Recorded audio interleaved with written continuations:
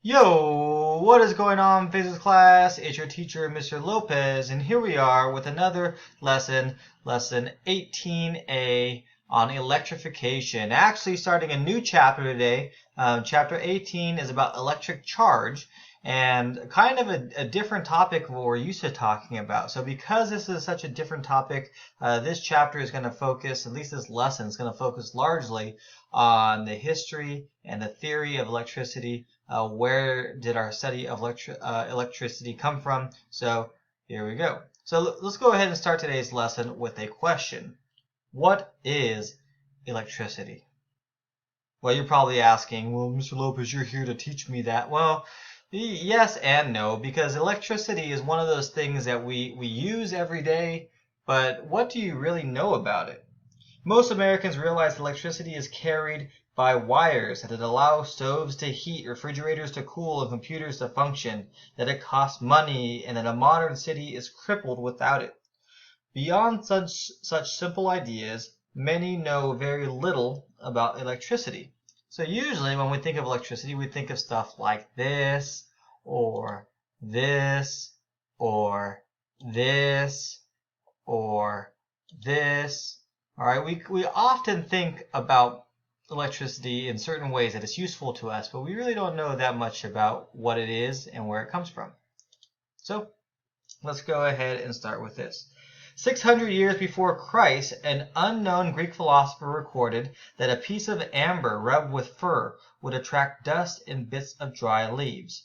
The Greek word for amber, electron, became associated with this attraction, and today it is called static electricity. An Elizabethan physicist named William Gilbert was among the first to experiment extensively with electrification. He discovered that glass and other materials besides amber would attract small objects after being rubbed with fur or cloth. And Gilbert made a material that can be electrified. He called in the material that could be electrified an electric. So you guys probably think about these things in your day-to-day life, especially when you're an annoying little kid, or maybe Tim does this to this day, where he likes to rub his socks on carpet and then go and shock somebody, or maybe you experience this when you inadvertently get shocked by touching a doorknob. Static electricity is a real thing, and you guys probably experimented with that in your own time, being annoying to other people. But real physicists have actually studied this, and they've laid the building blocks to what we now harvest and use as electricity. Okay, cool. Cool. Many different materials are electrics, as they are known. As scientists experimented with these materials, they discovered that they can affect other similar materials as well as small objects. For example, an electrified amber rod repelled another electrified amber rod. An electrified glass rod repelled another electrified glass rod. Also, an electrified glass rod attracted the amber rod, and scientists divided electrics into two categories. Materials that acted like amber were known as resinous. All right, why is it known as resinous? Well, another word for amber or tree sap is called resin. All right, so things that acted like amber were considered to be resinous. Another category that came up were these things called vitreous materials, which acted like glass, because the Latin word for glass is vitro. Okay. Then came a couple of really important dudes in the field, in the history of electrics. All right, so after Gilbert, this dude named Charles Dufay proposed an explanation for the existence of resinous and vitreous electrics. Dufay thought that each electric contained an electrical fluid. Since there were two kinds of electrics, he decided that there must be two different kinds of fluids, which he called resinous fluids and vitreous fluids. Benjamin Franklin, on the other hand, thought that there was only one kind of electric fluid. He believed that vitreous electrics had an excess of fluids, while resinous electrics had a deficiency of fluids. and meaning that some had extra fluid and some had no fluid, and he called them positive and negatives. Positives and negatives. All right. One thing that they both agreed on is that a charge was caused by an imbalance of fluids. Whether there was two fluids or whether there was one fluid, in their mind, it didn't really matter. They both caused an imbalance caused a charge. And they decided on something called the law of charges. The law of charges. The law of charges. The law of charges says that unlike charges attract and like charges repel. Unlike charges attract and like charges repel.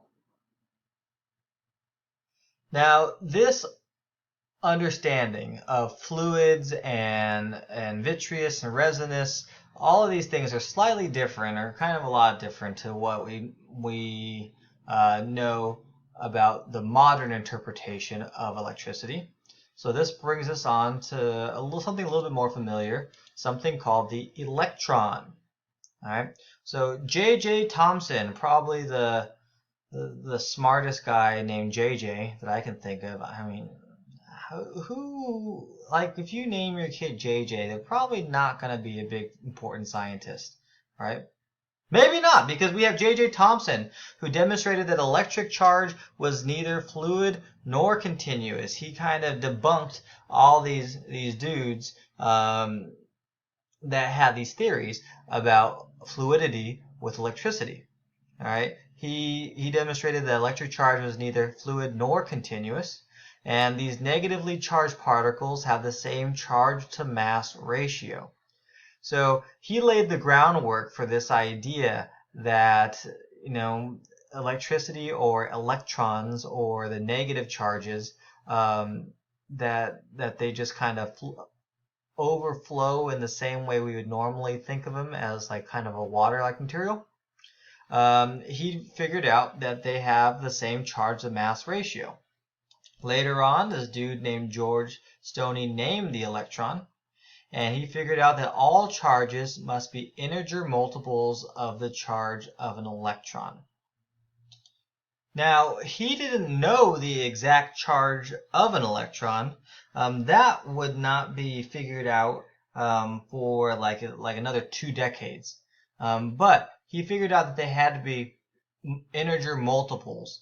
And I mean, you guys kind of came into this class knowing a little bit more about this, where like your basic understanding, if you have a nucleus of an atom, which is going to be both the protons and the neutrons, all right, in the middle. And then normally what you would think is you'd have like an electron rotating around the outside. And you would probably have another electron, and all the electrons rotate around the outside. And this concept is easy for us to understand because we're used to the idea that an electron has this electron has the same charge as another electron, and if you have 2 electrons, it has twice as much negative charge.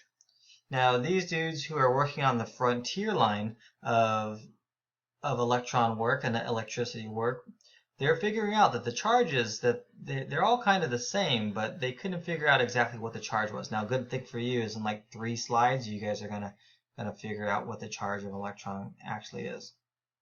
Spoiler alert. All right. Robert Millikan invested in an apparatus that measured the electrical charge of single drops of oil. So this dude was a really important dude in the scope of trying to figure out actual charge. He created something called his oil drop experiment, where he designed an apparatus using X-rays that ionize the air molecules between some plates, and then while dropping some oil and measuring the terminal velocity, he was able to do all this extra stuff. All of this extra stuff that you're probably not all that interested in. But this dude was like causing the oil to fall down, and then charging them so they went upwards. There's all this crazy stuff. So I thought I'd spice up this slideshow by putting some like a picture of his apparatus. You guys ready? Ooh, this is it. All right.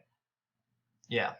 All right. So this is and this is also a blueprint of Millikan's apparatus that helped him kind of figure out the fundamental charge, as it were. Now, the fundamental charge equation that scientists eventually figured out is listed up here, where Q sub n, we're going to use the lowercase letter q to represent the charge. In this case, the total charge on a drop of oil. This is measured in a unit called coulombs. We'll talk a lot more about coulombs later. Coulombs. All right. And V is equal to potential difference in the plates for the experiment. V sub t was the following terminal velocity, and rho is the net density of the oil and air. So like there's a lot of stuff here. To be honest with you, we're not going to really use this formula all that much, but I thought we should take a look at it. If you're interested in learning more about all of this stuff, which I'm sure you're probably not, there's a table in your book on table 18-1, which gives you guys more information about the units that they're using. All right, so I'll let you guys view that on your own. Now, the fundamental charge, signified by the lowercase letter e, is a charge of one single electron. All electron charges are multiples of E, so we kind of talked about that earlier with George Stoney. And there are only two kinds of charge. The charge of an electron was termed to be negative. So most of the time, we go ahead and you put like a little negative sign in front of it. The proton was discovered later, and its charge was considered to be positive. So we're going to say plus the charge of E. Okay, so the two different kinds of charge were negative charges, like the electron, and positive charges, like the proton. Let's go ahead and classify these suckers.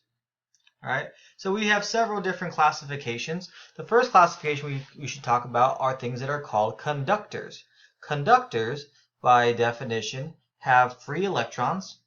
They conduct electricity well, meaning that electricity flows through them pretty well. And some examples of those materials are often thought of as metals. Metals are often thought to be really good conductors.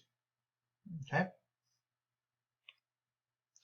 Insulators, they hold electrons tightly.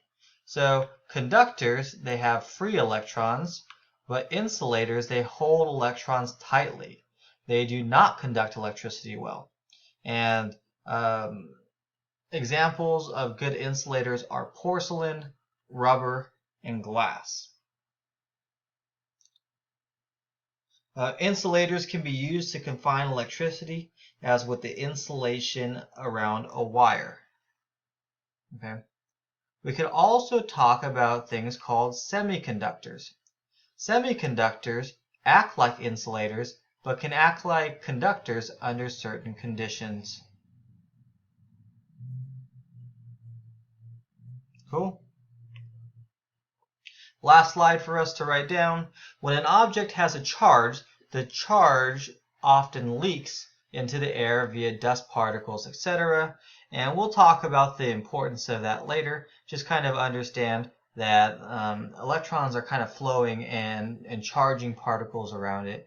I mean, you could look at the dust on your TV screen and kind of see that this is a really true thing. And when charge leaks into the air, that things are often charged like dust particles around it.